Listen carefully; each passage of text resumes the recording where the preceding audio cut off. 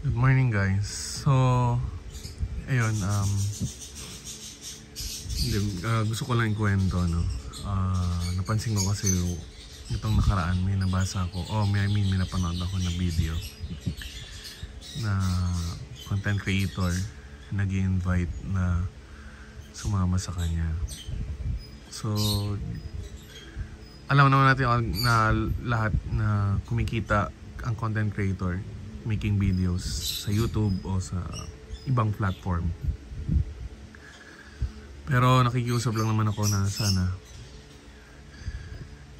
wag naman masyado nating gatasan ng gatasan yung mga Pinoy. In what way? Paano sinasabi ko? So natutuwa tayo, sumisikat tayo, nagkakaroon tayo ng endorsement, everything, or nagkakaroon tayo ng nakikilala tayo. Kumikita na tayo halimbawa sa Klook, sa KKD, sa iba't ibang klase ng endorsement. Pero guys, grabe naman yung yayain mo silang mag-out of the country. Tas pasishare nyo ng expenses sa travel agency o kung saan man. Tapos, alam naman natin na magiging libre ka dun sa trip na yan. Dahil sasagutin na ng ibang kasamahan mo. Masyado ng for me parang ang kapal na ng mukha natin nun kasi kumikita ka na nga sa ibang paraan tapos diretsahan mo pang akala ko naman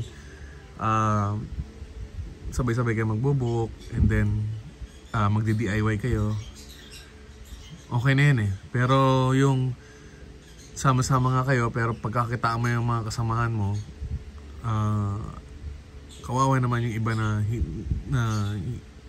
gusto lang pumunta na yung mamansa, ma-explore lang yung country. Tapos ikaw, habang pinagkakakitaan mo yung video mo, na i-share mo sa ibang tao, iba na yun, kumbaga. Kaya nga, nitong nakaraan, parang naniniwala na ako ngayon na meron pang ibang mga scam na lumuusbong yung mga pa-Gcash. Kunwari nagbebenta ng MacBook. Medyo alarming na yung situation, parang wag tayong masyadong greedy, guys, no? Kung gusto mong tumulong, gusto mong gumawa ng videos, gusto mong makita nila yung country or ma-explore mo,